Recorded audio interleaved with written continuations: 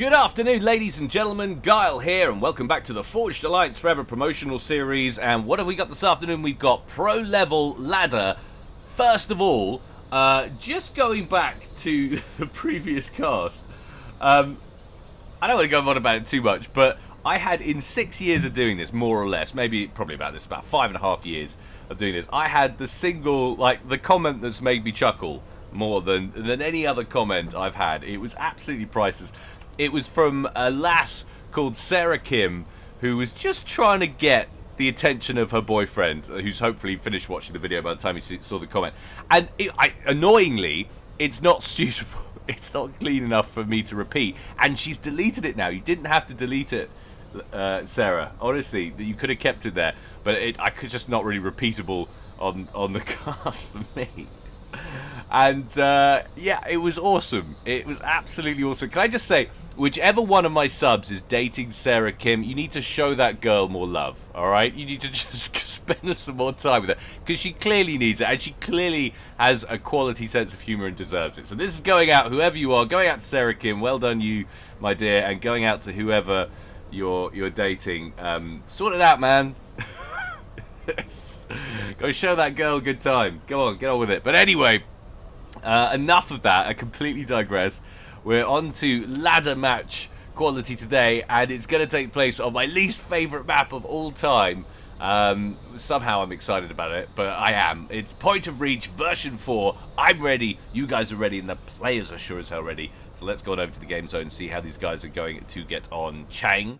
Ka-chang. There we go. I'm sure I've said it 100 times why I dislike this map. I can't even remember, actually. It's probably just come from the 1 or 2 times I played on it myself and just went, oh, that's just terrible, and got my head blown off and blamed it on the map. That's probably my entire issue with it. But anyway, it's certainly pretty ugly. We can put it there. Let's take a look at our players. Up here at the top in the blue corner, we have JaggedAppliance. He is going Seraphim, opening first land, and player number 2 down here at the bottom in the red corner.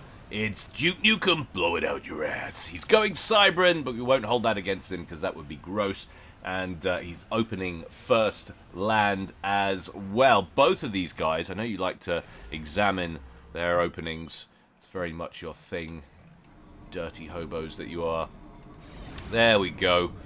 It's very similar right off the bat. So it's Land Factory, T1P Gen with the adjacency bonus of the first mechs. And so I guess it's boom, Land Factory, T1P Gen, 4 core mechs. That seems to be what we've got both of them. First NG out goes straight to the Hydro. They're both exactly identical pretty much there. And then it's going to be Air Factory, I would imagine, for both of them. You can see the Air Factory for DukeNukem there. DukeNukem is going to get the Hydro and go 1, 2, 3, 4 T1P Gens, Air Factory, and then like another 6 after that or something like that. 1, 2, 3, 4, 5, 6, 7. No, 7. Bad count there. Let's take a look at JaggedAppliance, how close he is on running out of power. Nowhere near close. It just dipped into the 900s there. So we have plenty left in the tank. That's a lovely, efficient start. Didn't need that extra T1P Gen at the beginning, and that's probably why these guys are using or utilizing the exact same opening. It is clearly the most efficient meta, or the current most efficient meta, it would seem. There goes the Air Factory. Slightly fewer T1P Gens, so I think Nukem was going for 1, 2, 3, 4, and JaggedAppliance went for 2, then started the Air Factory. Presumably he's going to go straight to some kind of... Well, he's going straight for a transport, and you can see he's got, well, he was looking like he was okay until he assisted the factory. That's going to deplete quite a lot.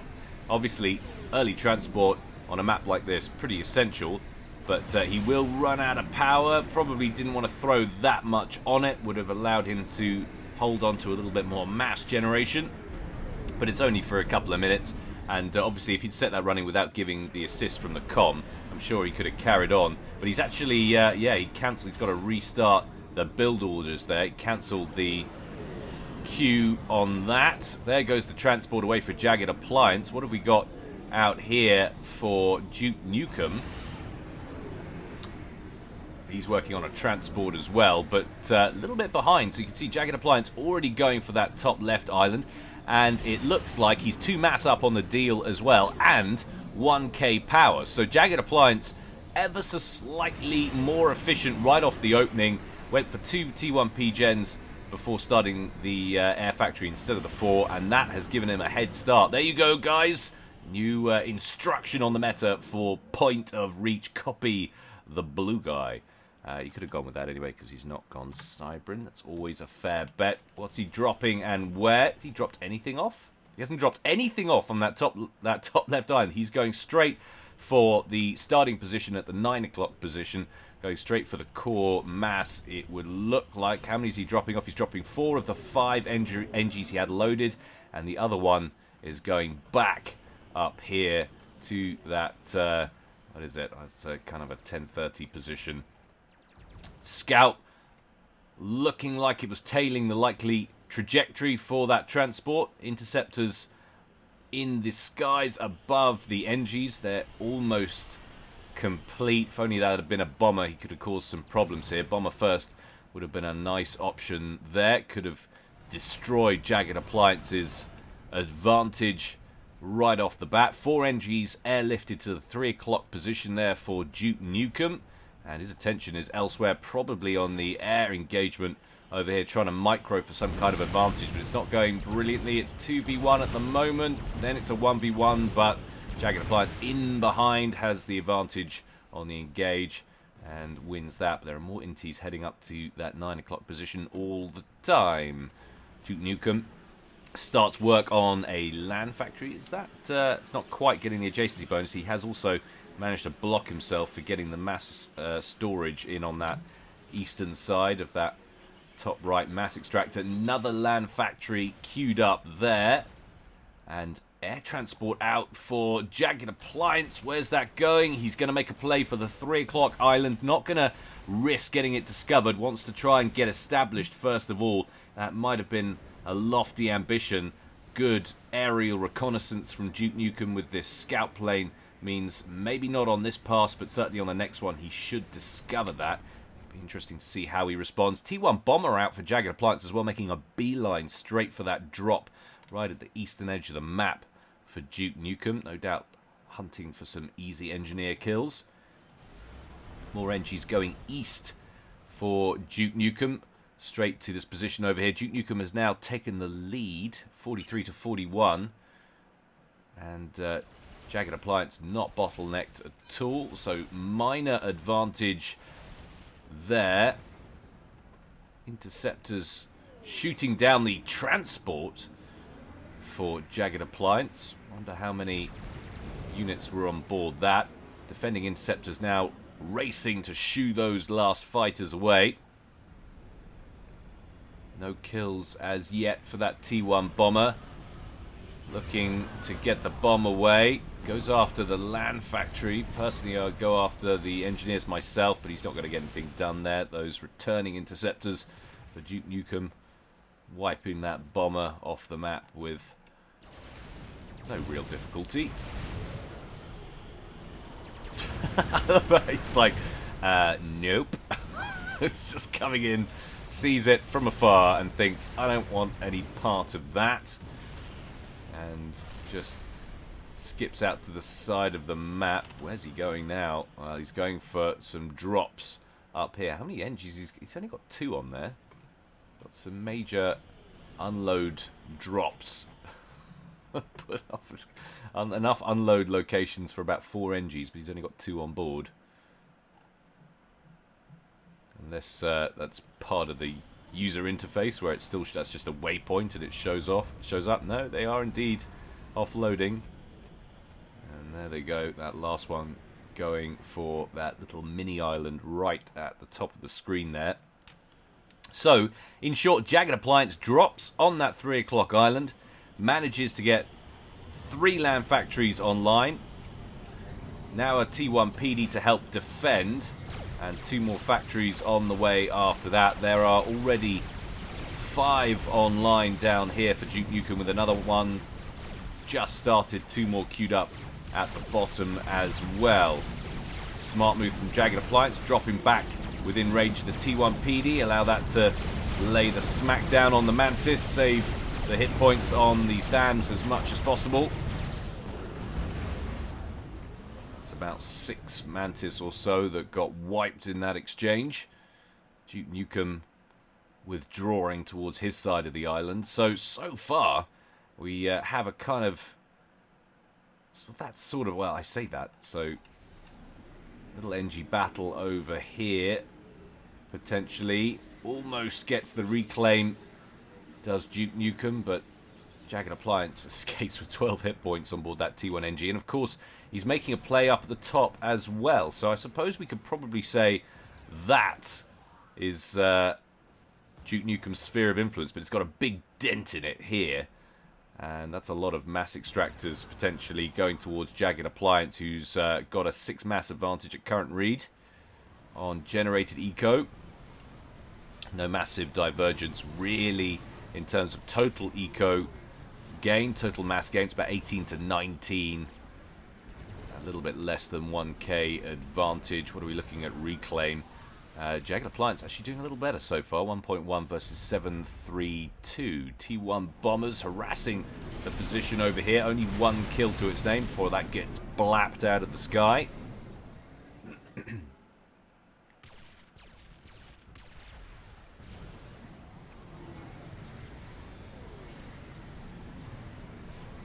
Both these guys just formulating their openings now, getting well established. 1 naval yard online for JaggedAppliance compared to 3 that are online and producing tridents and sending them directly north for DukeNukem. They are on a search and destroy mission for any potential naval facilities. Try and get an early naval advantage. Obviously on a map like this, if you can get a naval dominance, especially early on, it can be absolutely crucial and determine the outcome of the game in the long run. So that seems to be what DukeNukem is after there.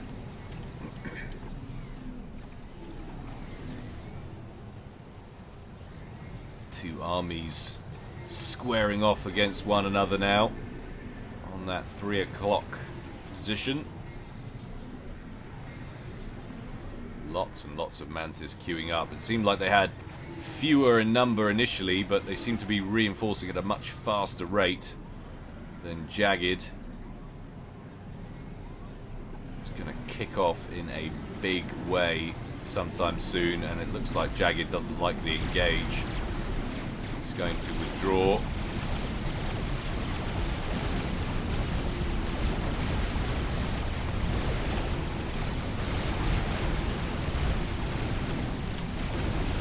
Once again, getting in range of that T1 PD. There are a few Medusas in the mix now.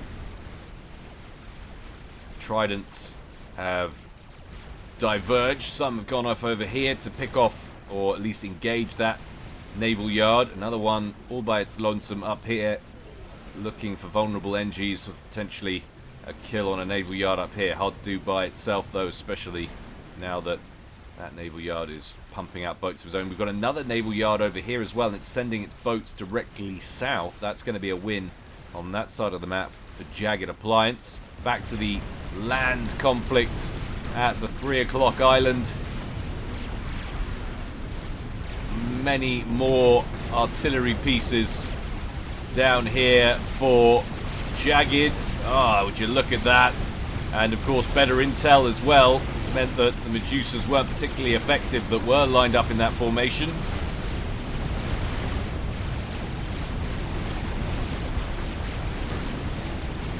More Mantis scurrying in from the east.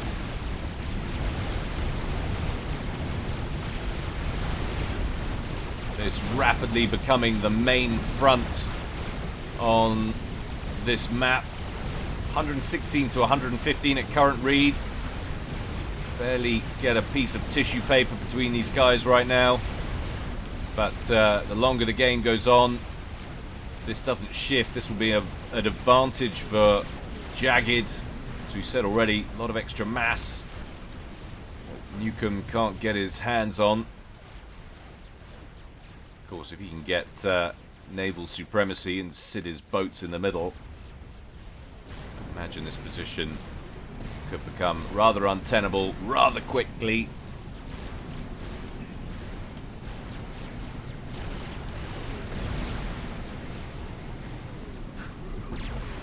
for engineers going about their reclaim business in very unsavory conditions. Now we've got some T2 up front for Nukem. Couple of rhinos taking Tsui fire. Unnecessarily so. But if Jagged wants to hold on to that, he's going to have to invest more resources into that position. And could be about to lose his base naval yard as well. That's the last thing he wants. Giant red Cybran fleet lurking off his main base's beach. Combating it now with torpedo bombers. Down goes the naval yard. But look at the amount of red inties in the area for DukeNukem. Significant naval advantage. Surely on the way, now that the torpedo bombers can't tidy those frigates up.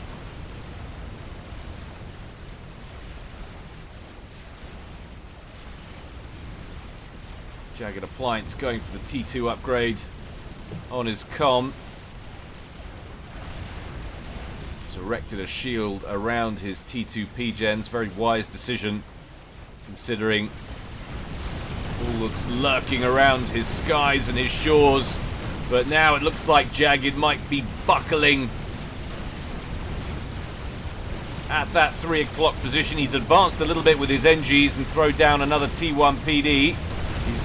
He's or lined up a row of 3 more T1 PDs, but the NGs won't survive to get even one of those online. And of course the Medusas, the deadly Medusas and their onboard EMP shells, reducing the effectiveness very significantly of those point defenses.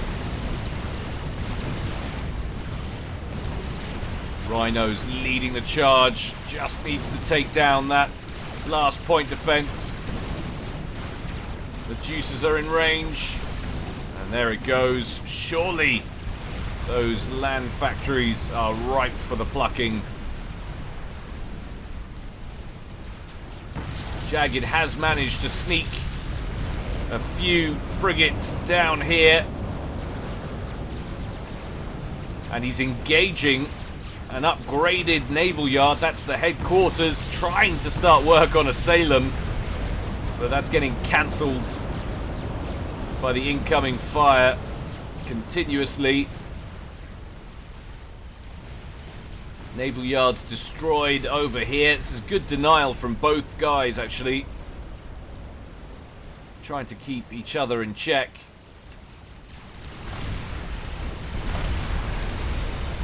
There go the land factories.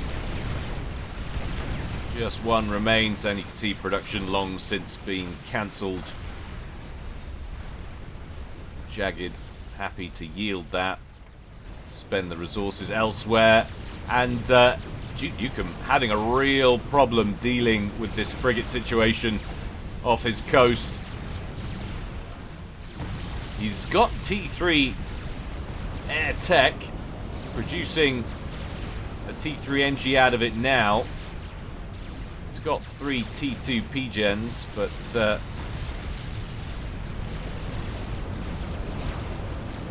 that's the way to do it. Get the comm out of the water, get it blapping the frigates. If he could save that HQ, that would be a major bonus for him. Just 2 frigates remain, and 2 of his own are completed, but their rally point is some way north, and his attention is somewhere else altogether, probably on base construction. And finally the command is sent to take out those last 2 Seraphim frigs. Just 1,000 odd hit points left on that naval yard. Meanwhile, of course, if you look on the minimap, those red frigates are swarming all over Jagged's side of the map. think it's a dead cert he's going to save that. He's now got NGs coming in as well to help rep it up. Nope, scoop mass. He's like, it's fine. He's going to die. Yeah, he's 600 hit points left. It's fine. It wasn't even close. Well, that would have had me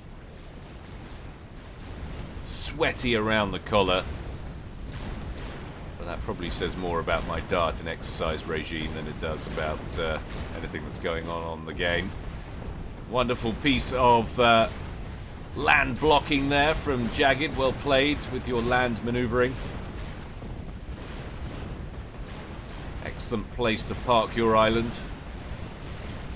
Causing problems for those IQ deficient Cybran vessels.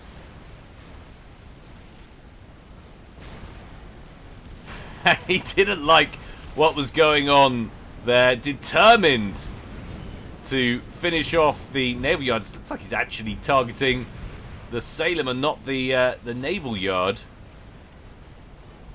He could do that, or maybe it's just hitting that on the way in. No, he is going after the naval yard, and he's managed to kill it off. So after all of that, after that stalwart defense from DukeNukem, he still can't keep it alive thanks to 4 torpedo bombers that were dispatched in a Pearl Harbor-esque bombing run. Well, not really, because there were many more aircraft than 4, weren't there? 400 maybe.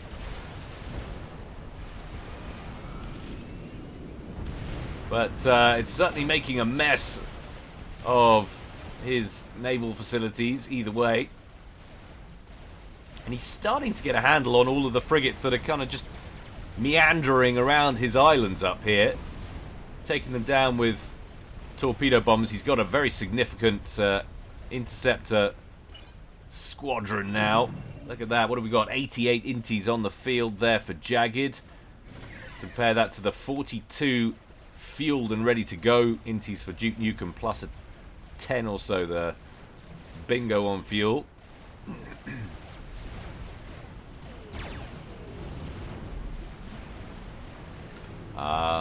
One lone sub that can't be fired upon. Just casually lobbing feather-based pillows. Duck down torpedoes at incoming Cybran vessels.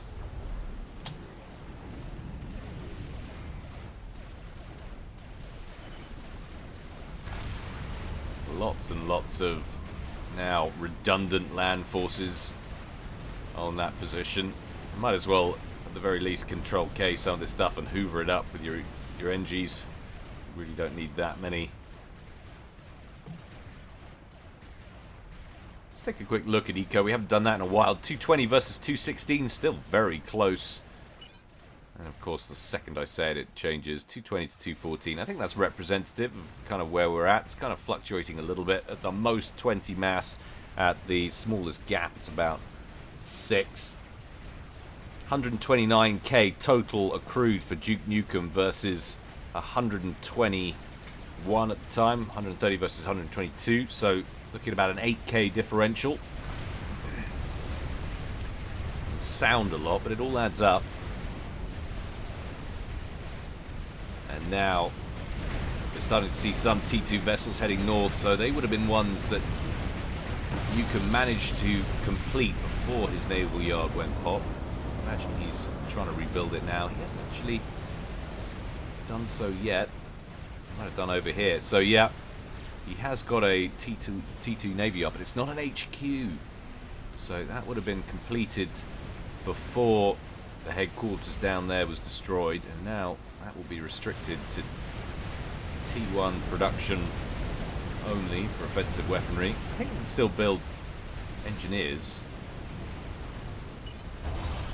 Yeah, you can still build T2 engineers out of it, but no Salems or Sirens. And the last of those 2 Salems have subsequently been defeated thanks to those torpedo bombers. Now, can he combat? Can Jagged deal with the ASFs that are joining the fray for DukeNukem? Where is his Air HQ. There it is, and it's still on T2, and it's not being upgraded either. It's working on gunships right now. He needs to think about switching up. He needs to keep up with the emergence of the T3 air tech. Oh, he's going to find himself in a sticky situation. Some Zuis turn up over here, causing some problems back again at that 3 o'clock position.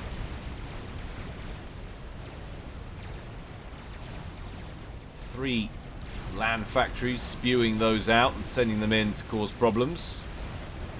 In comes some gunships to pick off some potential vulnerable mass extractors. There's a T2 down there, can cause some damage.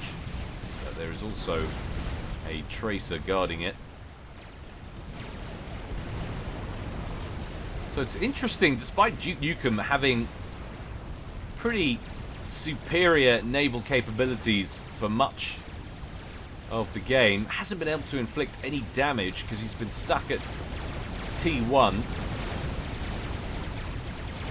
And up until now has had a lackluster air presence. Now he's doing pretty well on the tech side of things, but can't seem to get a critical mass together to finally brush aside these T1 inties of Jagged and secure the skies against these wretched torpedo bombers that are just hammering away at his sea advantage.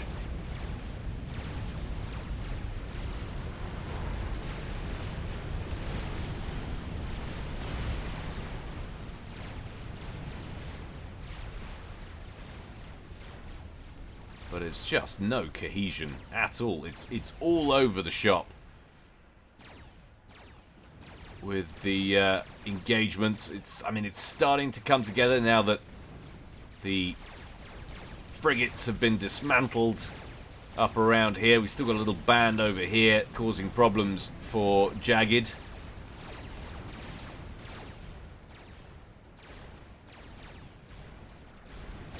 Lots of torpedo bombers about to get wiped. Nice engage for DukeNukem. Where are the interceptors? They're over here. They're going to scramble to engage. We do have some ASFs on the field now for JaggedAppliance as well. They join the fray. In come a large group of ASFs for DukeNukem. There's still so many inties though, and they get in behind the ASFs. It does take a while to chew through all of those hit points, but they do manage it en masse. Just can't keep up with the ASFs, with the flat speed that they've got. Jagged gets in behind with his own 3 ASFs. Now they're fighting over Seraphim air defenses, T3 at that, and they don't last too long at all. So initiative in the air game is still with Jagged after that. And he's come out of it with still a decent number of torpedo bombers online as well. Just as 4 more frigates turn up. And remember, of course, the frigates, very limited range. Not much they can do against the main base.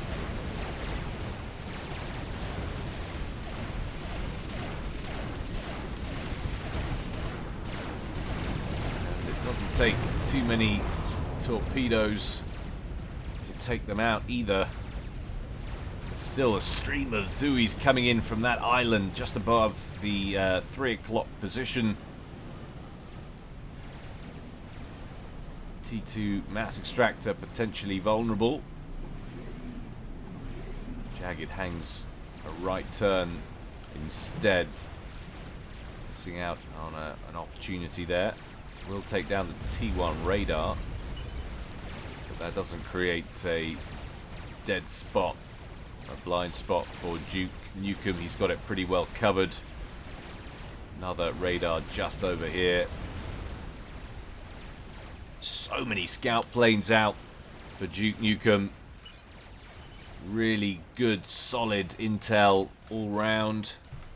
Might seem wasteful, but the benefit that you get from that kind of intelligence far outweighs the potential harm. You look at the difference of Jagged's vision compared to DukeNukem's. I mean, it's profound. Nukem has a far better idea of what's going on in the grand scheme.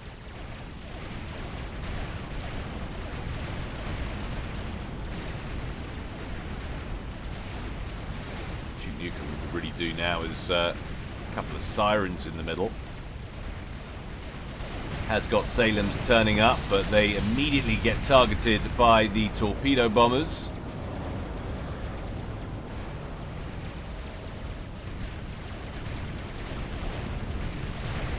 Not even going to try and pronounce the name for the Seraphim torpedo bombers. You're out of luck there if you were hoping I was going to attempt it.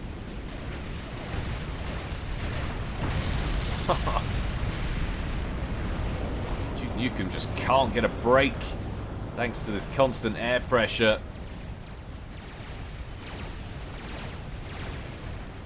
No T2 upgrades on the way as yet for Jagged. He's happy to stay primarily in the air game. I mean, it's working well for him, and if he can contain this fleet, it will give him enormous flexibility elsewhere on the map to harass if he can spare the resources to break out from this constant engage that he has to make in the middle. And the problem is DukeNukem is holding back. He's not engaging, and he's amassed 31 ASFs now. Try and get a select, and we've only got 26 on the field there for Jagged. Admittedly, Jagged does have 124 interceptors to add to that, but once you get a significant amount of ASFs, those intercept numbers just don't start to matter anymore. Once you get a certain number, I'm not sure exactly what it is. Certainly it's augmented by the presence of Jagged's own air superiority fighters. There goes the T2 mechs. And there's starting to see a gap now widening between these two players in generated eco. It's about a 36 mass advantage for DukeNukem, who's up 9k on the game.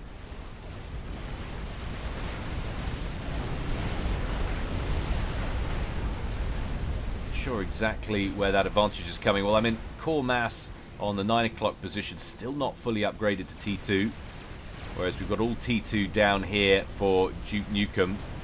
No mass storage around them as yet.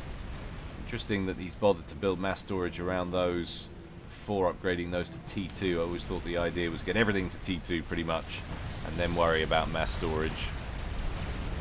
But I'm sure a pro will, or probably even a Joe who just happens to know more than me, there are many, will enjoy correcting me in the comment section below. I always welcome any criticism, guys, as long as you avoid talking about my face, we'll get along fine.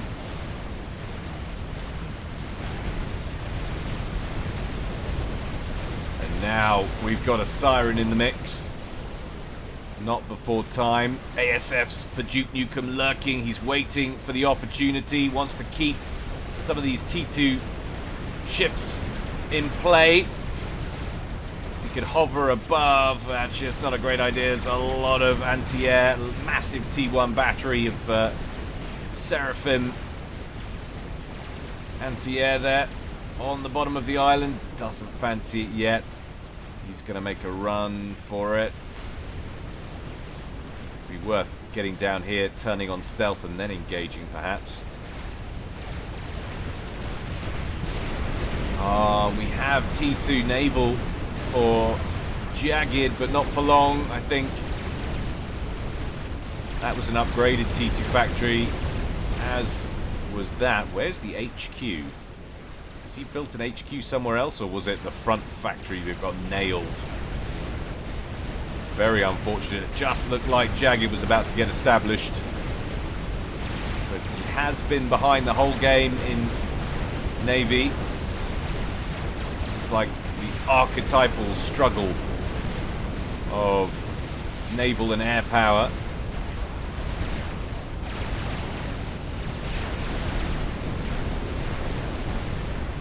T2 torpedo launcher doesn't last too long, but we've got engineers throwing T2 PD up on the beach. That's not going to last too long either. Takes down another frigate before its demise, but promptly succumbs to incoming firepower a little later. And finally, Nukem dispatches some Wagners to take down these land factories that have been a right royal nuisance for him. Might not get all of them though, because his attention is elsewhere, and one Hero Zui with 3 kills to his name. Probably these 3 slowly taking him down, and will save that last factory and that engineer.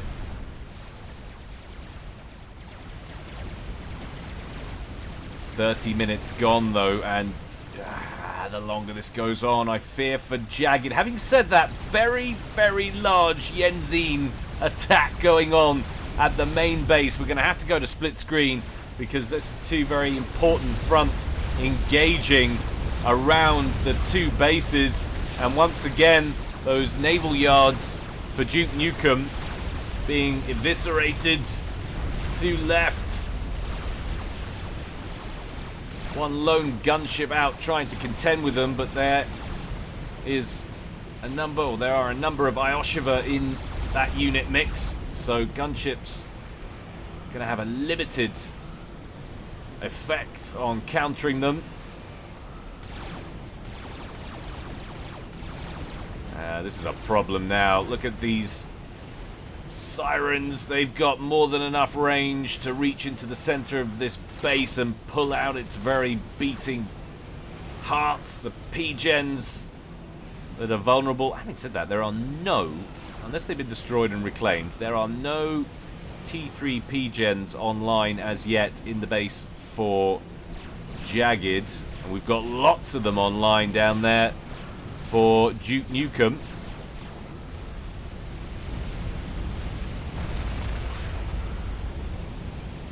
Not content to park up here. He's travelled round the top of that island as DukeNukem, because there are obviously a number of, or there were a number of naval factories over here. JaggedAppliance has, there we go, so we've got naval T2 HQ over here producing destroyers. We've got 3 online, soon to be 4, and 2 more operational T2 naval yards as well right by it. Now that Yenzine attack doesn't like the look of going straight into the main base, probably because of the emergence of all of the point defense that's gone up recently. There are more vessels snaking their way up all the time. I would be happy to park that siren there. I want to cause as much damage to the base as possible. Would have liked to have left a couple of them there, but he's obviously very concerned with trying to dispatch these naval yards. He doesn't want to lose naval control, or rather naval dominance.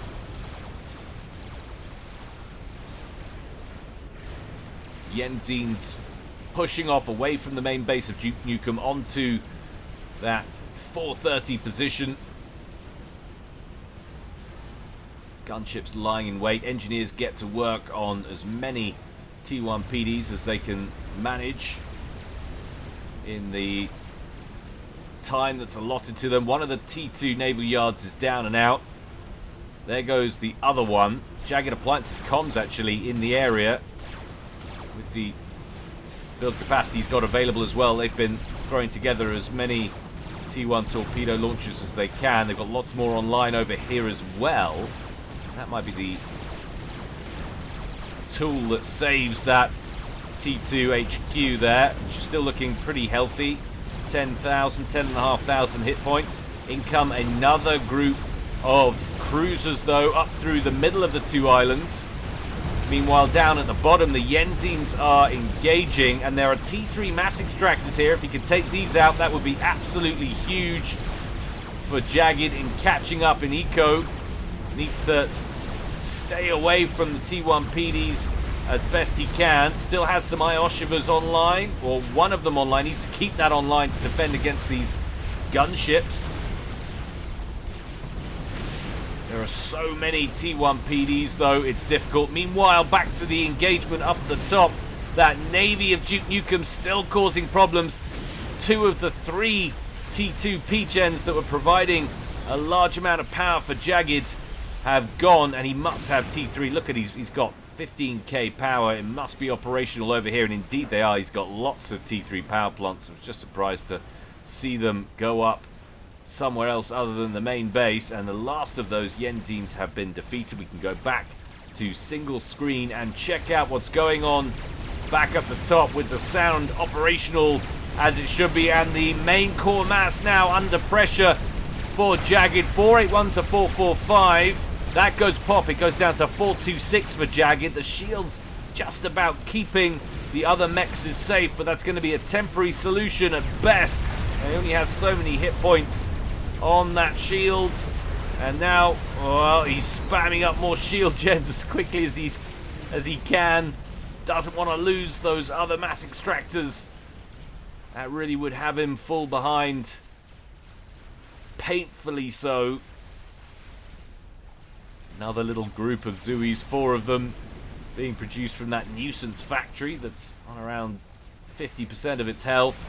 And there goes another T3 mechs. That should drop him down to 400 odd, 402 versus 481.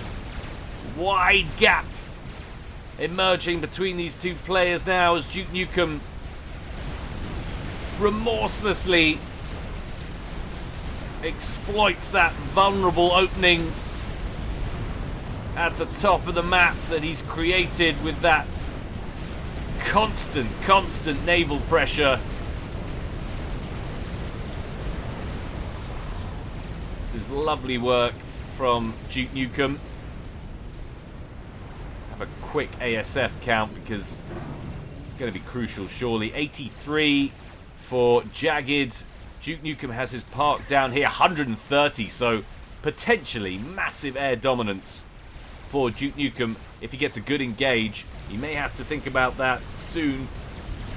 Once again, Jagged amassing torpedo bombers to try and contend with this. The problem is there are so many sirens here. Don't get really more than about 1 or 2 passes in before they all go pop. Another T3 mechs under pressure now. DukeNukem piling it on at minute 37. Down it goes. He's sub 400 now, surely. 399 versus 477. As quickly as they are going down. JaggedAppliance working them on getting them back up again. T2-1 at the bottom of that island, receiving fire.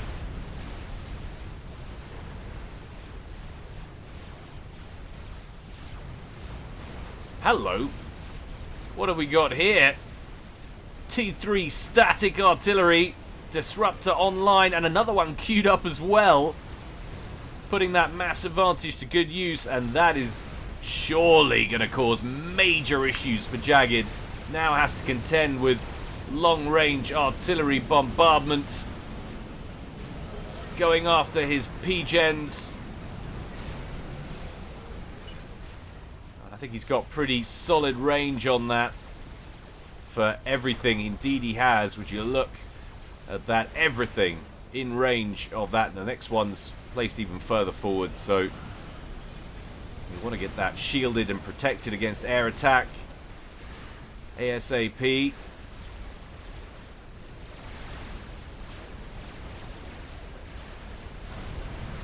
Jagged just seems like he's constantly playing catch up now. 70 mass behind. Behind on naval power, behind in the air, behind on so many fronts. Decent number of T2 factories in play now. Has some good aerial firepower from these gunships and a little bit from a few torpedo bombers, but he's not going to be able to use them. And we have battleships heading north or northwest for DukeNukem to Galaxy class, and that's going to cause a royal mess to JaggedAppliance's face and by extension his base. Jagged with a chunky looking comm, advanced RAS T3, but he's going to need to find something to hit back at those. Sending Yenzines in, but Give you an idea of how much leeway Nukem's going to have. He's all out of gum. All that's left is to kick ass, or ass, when in Rome, or whatever dystopian future it is that Duke Nukem inhabits. Can't remember, it's been a long time. Answers on a postcard or in the comments section below if you remember where all of that carnage takes place in that series. But in come the battleships now. All the time, of course, we've got T3 disruptor fire raining down. Yes, there are a lot of shield gens, but look at the HP on them. Most of them down below 50%. Add a couple of battleships into that, and this whole island becomes vulnerable. What, if anything, has Jagged got to respond? Oh my goodness me, would you look at all of those air superiority fighters heading towards your base, Jagged. Wisely evacs his gunships. To his credit, he must be bottlenecked on power. He's not. So Duke Nukem's taking a hit somewhere, and it's down here. So still, the 3 o'clock position is under threat from the annoying little group of factories that Duke Nukem just can't seem to suppress. That little island, and he's lost all of the core mass over here. Another one there. They were all T3. He's down to 453. So actually, the gap has narrowed significantly. 30 odd mass now, down from 70. But we're up to 3 battleships now, and I think a critical mass of sea and air power is being reached for Duke Nukem, getting to a point where Jagged is not going to be able to do much about it. This could be a slight problem, though, for Duke Nukem. Of course, the destroyers for Seraphim, submergible. Couple that with a lot of T1 submarine power. And he's got very little to hit back. There's 1 Barracuda, 2 Barracudas here.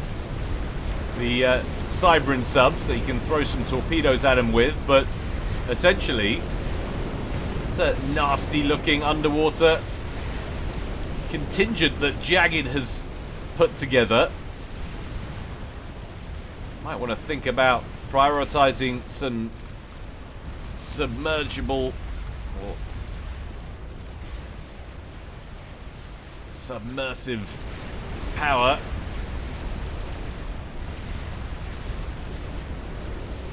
So many ASFs.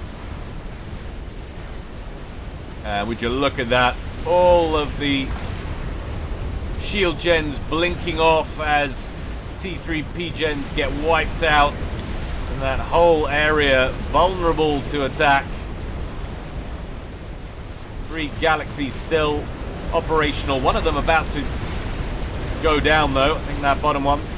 Sub 5,000 hit points now. I was wondering when we'd see some cormorants turn up, some Cybran torpedo bombers with that kind of air control, that kind of air dominance. It's absolutely enormous, and I've missed a major air engagement somewhere, as of course you would expect me to. This is, after all, Guilecast. Major air engagement, that is total air dominance on the field now. So all Duke Nukem has to do is go mass cormorant and start hitting back at that submarine fleet. And on go the Zuis, though. I love this play. T1 artillery power still being effective late game. I don't care what anyone says. The Zui is super useful and slightly OP. I've been saying it forever. It's so easy on a map like this to still be effective. Yes, they all got annihilated there, but look what he's done. He's taken out another 3 mass extractors there. He's taken out 6 mass extractors there. and brought DukeNukem down to 427. And had he not taken such a hit up there, they would be on level pegging right now, all because of a few Zoos. And there's still Zoos causing problems over here as well. Classic Seraphim BS.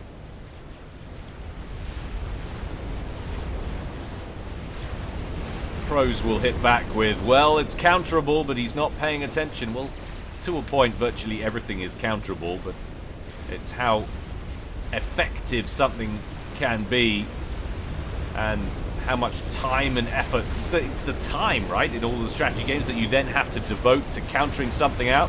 It takes no time at all to get an engineer, spam up 5 factories, set rally points on an area and start throwing Zoos at it.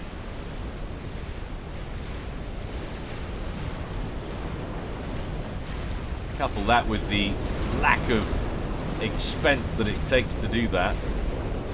It's always been a bugbear of mine. Those of you who have watched Guilecast since its infancy, some would argue it's still in its infancy, purely because of the content.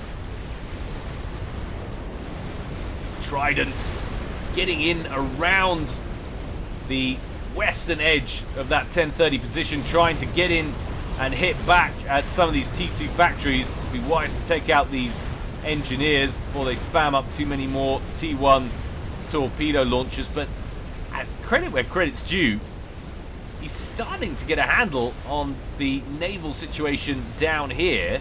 There seems to be many more naval yards, naval units in the water for Jagged. The only problem is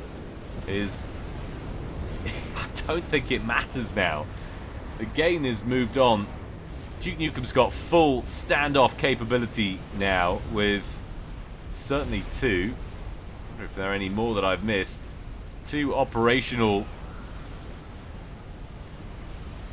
artillery pieces, a 3rd one on the way. So he's continuing to amp up the pressure, and that's just going to confine Jagged to mass shield building programs if he wants to stay in this. Those shields can't contend with that forever. And of course, air superiority still entirely in DukeNukem's hands. He can afford to slack off in the naval game now.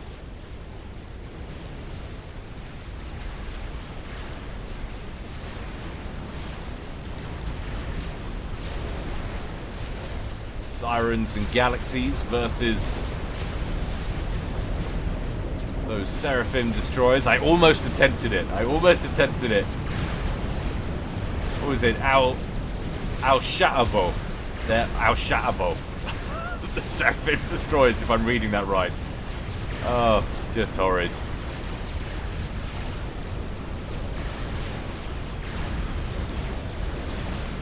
Cormorant's inadvisedly going after the frigates when there are destroyers to pick off.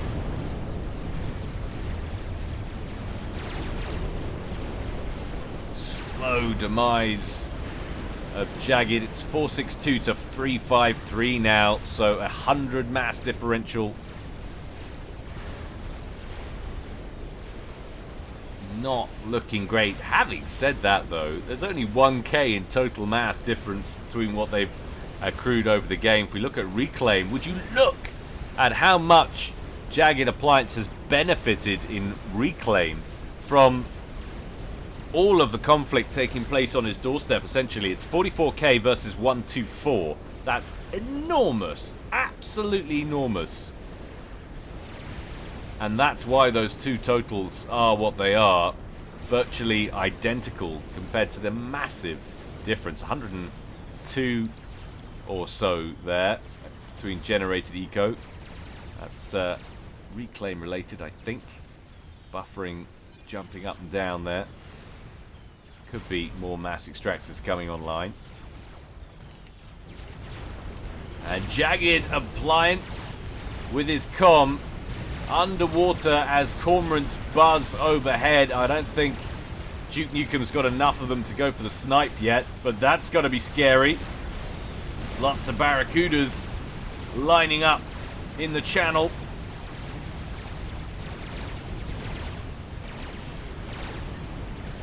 they bum rushed JaggedAppliance is con. That could be the end right there. Why is it called a bum rush? Anyone know? Someone Google that and put it in the comments. What army ever rushed forward with their bums?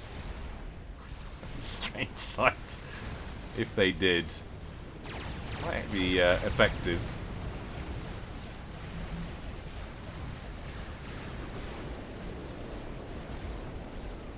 Maybe it's some medieval way to counter armies that comprised heavily of archers.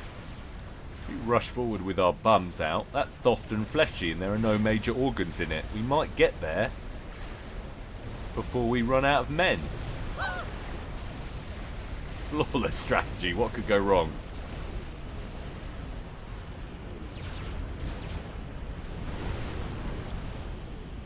I'm impressed, I've got to say, with Jagged's ability to keep up with the long-range bombardment.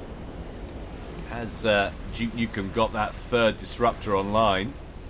Well, not yet. And this is bugging me. He hasn't effectively shielded the other two either. There is a phase 2. No, sorry, a phase 1. That's an unupgraded Cybran shield gen. Obviously, there are other priorities, and he's faced no pressure on his main island now for the last half hour. Not since that Yenzine attack, which was probably less than half an hour, but a good 20 minutes.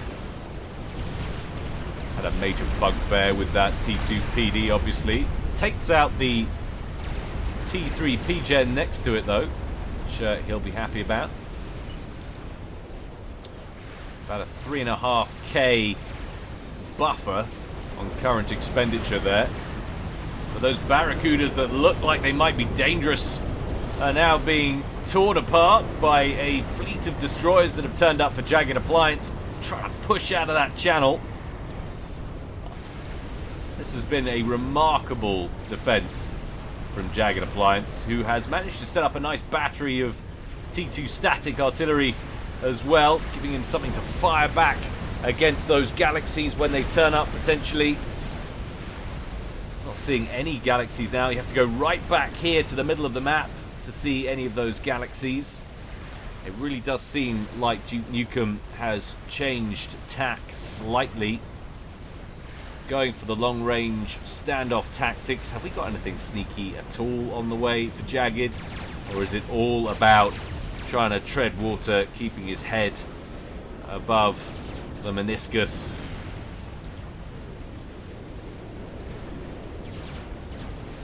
Quite the right description there, unless he was drowning in a laboratory flask. Might be what he feels like right now.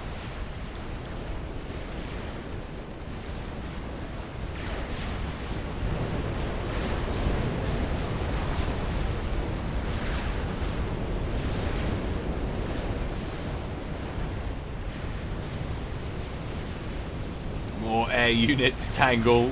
Very, very redundant T1 inties fly through a swarm of Geminis. Look at them. Where are we at now? Out of interest, 160 air superiority fighters, and it's at the point where there's no even point for Jagged trying to build them.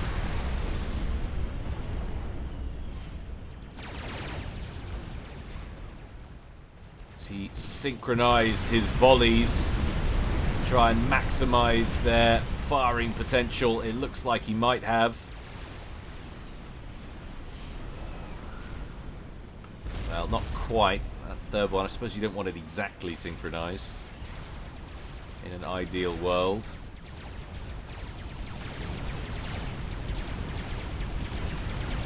Another T3 P-Gen down there. Goes a T3 Core Mechs. There's only one left. JaggedAppliance still at over 440 though.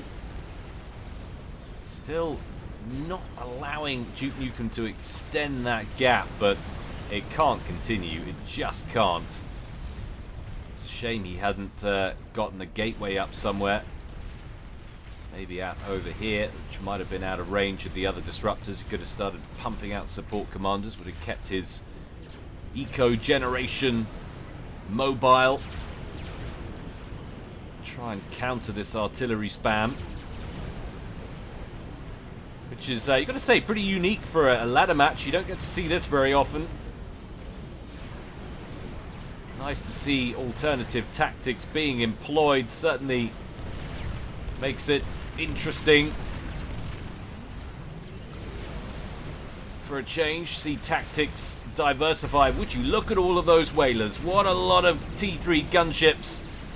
You have DukeNukem all the better to annihilate your Yenzine platoon with, he says, they locked onto the battleship, but it really is of no threat. Those gunships will tear those tanks apart, as they will the engineers that are hoarding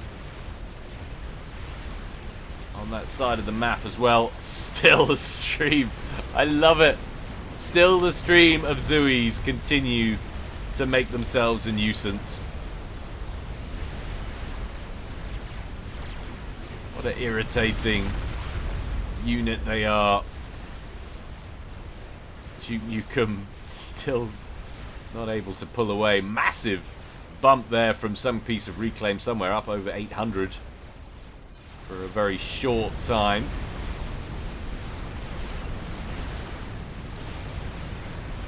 Where are we at now on reclaim? 206 versus 53. And actually, I can't believe what I'm seeing here. DukeNukem is behind on total mass for the game. He's behind 1.05 million versus 1.09 million.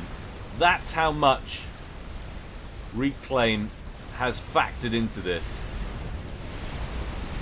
That's extraordinary. That really is extraordinary, and it's why this game has gone on for 54 minutes and still hasn't ended yet. Because JaggedAppliance really is maximizing his engineering potential here. But soon he's just going to run out of buildings. There's no two ways about it. No matter how well he's doing on reclaim.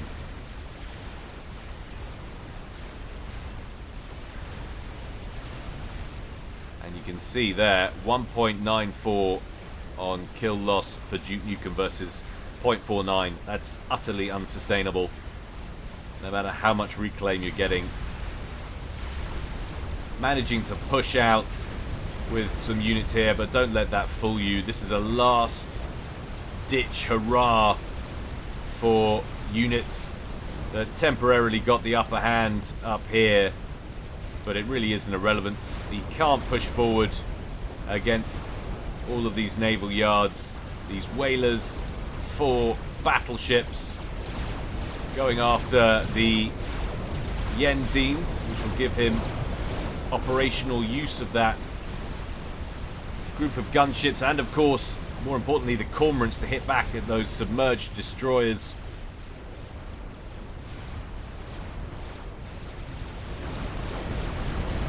Another galaxy about to complete. I imagine some ground firing here would utilize the AoE on those galaxies. AoE of 2 I think they've got, compared to the Summit on the UEF of 3, unless that's been changed in a recent patch. Or could have been a patch that happened 2 years ago. I still wouldn't know, having not spent a lot of time recently of late studying the unit database or keeping up with the patches. Very hard to do with everything else that goes on in life. Really should bone up on it a little bit more. More P-gens being constructed, but being destroyed as quickly as they're completed. So many disrupt shells inbound now. Could do with a target prioritization there. Just looked like that was going to sneak in through the shield coverage there, but that shield pings back on to block it at the last second.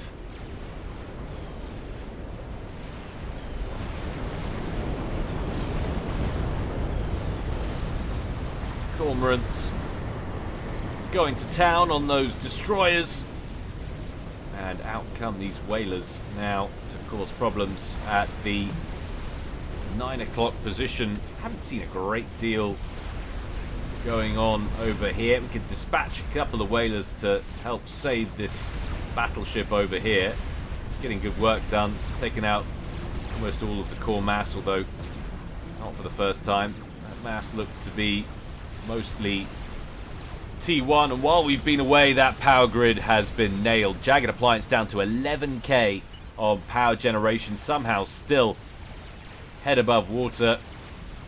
But I think that's down to the fact he hasn't got the factories or the build capacity left to power lock himself. Can't spend it, his mass or his power, quickly enough to cause any problems. Still 100 mass. Down is Jagged. He's about to lose the 9 o'clock position for good, potentially.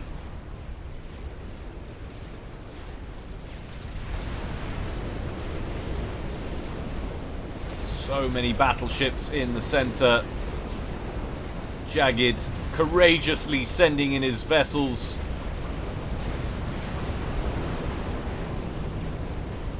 DukeNukem just needs to send in those cormorants once again, deal with those, and he'll be able to push north back towards Jagged's bases, which are just being crippled by disruptor fire. You think about how built up and how secure that base looked, and what it looks like now, virtually nothing left.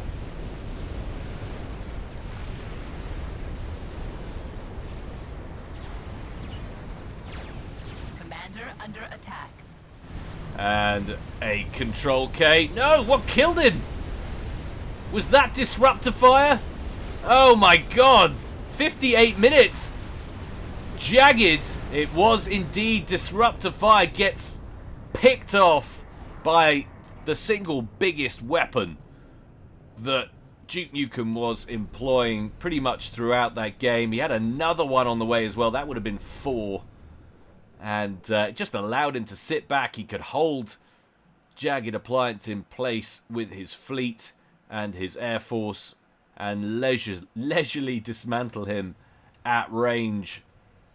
So a different style of ladder game. I hope you enjoyed it.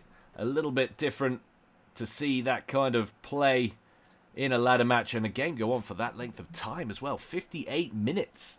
It did not feel like it during the cast. I hope it didn't feel like it for you. I hope it didn't drag. Certainly a different style of game. But as always, more to come from me in the future, guys. Don't forget, if you feel so inclined, you can donate to me on Patreon. Details below this in each and every one of my videos. Each donation helps support me and by extension the channel, and by further extension, of course, the community. So thank you in advance for any and all donations received in the future, or those that have already been pledged. Your support, your patronage is very much appreciated. Don't forget to keep the replays coming in, guys. I know sometimes it feels like you send replays in, you know, again and again and again. They never get selected. Don't give up, because I had someone the other day who said it'd taken a couple of years, but he'd finally been casted, and certainly meant a lot to him. So keep them coming in, guys. Very much need the plethora of content to choose from. Makes my life easier, so entirely selfish, of course. But anyway, that's enough waffle. Until next time, guys, stay well and stay safe. This is Guile, signing out.